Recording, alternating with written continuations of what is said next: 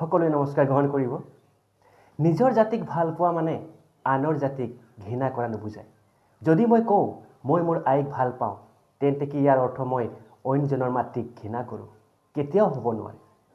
বৰ্তমান আমাৰ অসমৰ ৬ জনগোষ্ঠীৰ জনজাতিকৰণক লৈ চলি থকা সামাজিক আৰু ৰাজনৈতিক জ্বলন্ত পৰিস্থিতিক লৈ মোৰ এটি বিশেষ মন্তব্য। বৰ্তমান ৬ জনগোষ্ঠীয়ে জনজাতিকৰণ বিচৰাও সাংবিধানিক আৰু যুক্তিসংগত, আৰু আমাৰ যিসকল এডজাষ্টিং জনজাতিসকলেও প্ৰতিবাদ কৰা যুক্তিসংগত। এই যুদ্ধ আপোনাৰ আৰু আমাৰ মাজত নহয়, এই যুদ্ধ আমাৰ অধিকাৰৰ। আমি কেলে পাহৰিছোঁ যে আমি একেই সমান ভাই ভনী অসমত কত বছৰ বসবাস কৰি বৰ অসম গঢ়ি আহিছোঁ। আমি সকলোৱে মিলি অসমীয়া হৈ অসমখনক ধৰি ৰাখিছোঁ।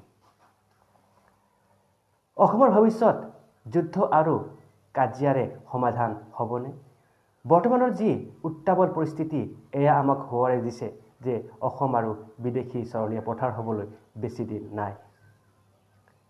গতিকে মই চৰকাৰক সেইটোৱে অনুৰোধ কৰিছোঁ যে যি ডিচিজন ল'ব, এটা ভাল ডিচিজন লয়, যাতে দুই পক্ষৰ মাজত ভাতৃঘাতী সংঘাত নহয়। সেয়ে মই চৰকাৰৰ ওচৰত বিনম্ৰ অনুৰোধ কৰিছোঁ।